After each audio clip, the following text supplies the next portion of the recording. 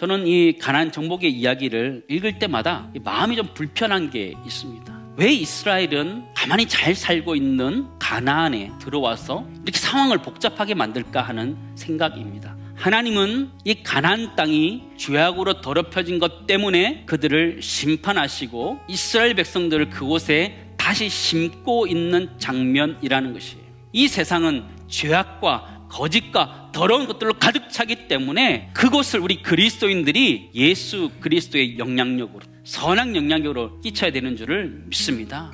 그게 우리가 해야 되는 사명이라는 것이죠. 그래서 우리가 세상 가운데 승리해야 되고 이겨내야 되고 잘 되어야 된다는 것이죠. 첫 번째 나누기 원하는 것은요, 우리는 이 세상 가운데 그리스도인으로서 선한 영향을 끼쳐야 되기 때문에 우리가 이 세상을 정복해 가야 된다라고 성경 우리들에게 가르쳐주고 있다라는 것이죠. 여호수아는 막게다 굴에 가둬두었던 이 아모리의 5왕을 끄집어내게 되고 그들을 심판합니다.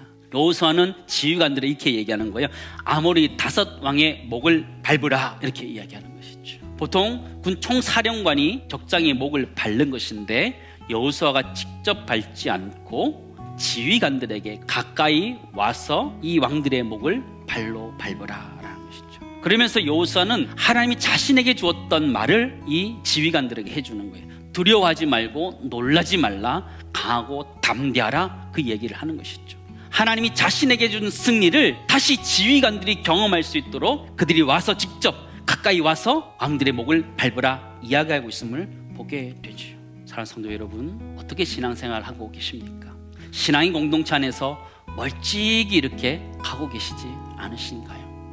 들어가면 왠지 뭔가 해야 될 것이 많을 것 같아서 멀찍이 이렇게 조금씩 따라가고 있지 않으세요? 성경은 우리들에게 여호수아는 뭐라 그래요? 가까이 오라. 가까이 왔을 때 이기는 것들을 경험하게 된다라는 것이죠. 하나님이 역사하시는 것들을 경험하게 된다라는 것이죠. 올해가 다 가기 전에 조금 더 가까이 나올 수 있기를 간절히 소망합니다. 두 번째 나누기 원하는 것은요, 여호수아의 승리가 우리의 승리가 되기 위해서는 신앙의 공동체에 조금 더 가까이 나아가야 된다는 것을 여러분 잊지 마셨으면 좋겠습니다.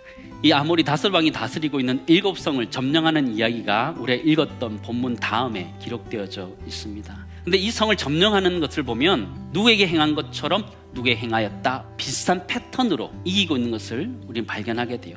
그 시작이 어디냐? 여리고성 전투에서 이긴 것처럼. 이스라엘 백성들이 여리고를 점령할 때 칼과 창으로 점령한 것이 아니었어요. 도리어 하나님 말씀에 순종하여서 그 성을 돌았을 때에 하나님께서 그 성을 그냥 얻게 하셨다라는 것을 우리는 보아서 알고 있습니다.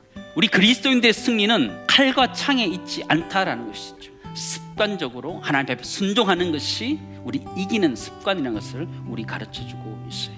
사랑하는 성도 여러분, 우리 세상 가운데 성공해야 됩니다.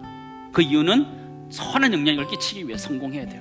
그러나 그것만큼 중요한 것이 있다면 내 안에 있는 아무리 족속과 같은 죄악들, 불순종하고 있는 나 자신을 억누르고 죽이고 순종의 자리로 나와야 된다는 것을 성경 우리들에게 지금 가르쳐 주고 있습니다. 오늘 본문의 말씀을 조금 더 깊이 생각해 보려고 하는데요, 7개 성을 정복하는데 그 승리 패턴이 적용되지 않는 한 성이 있다는 것을 발견하게 돼요. 여기서 16장 10절에 보면 이렇게 기록되어져 있습니다. 그들이 게셀에 거주하는 가나안 족속을 쫓아내지 아니하였으므로 가나안 족속이 오늘까지 에브라임 가운데 거주하며 노역하는 종이 되니라.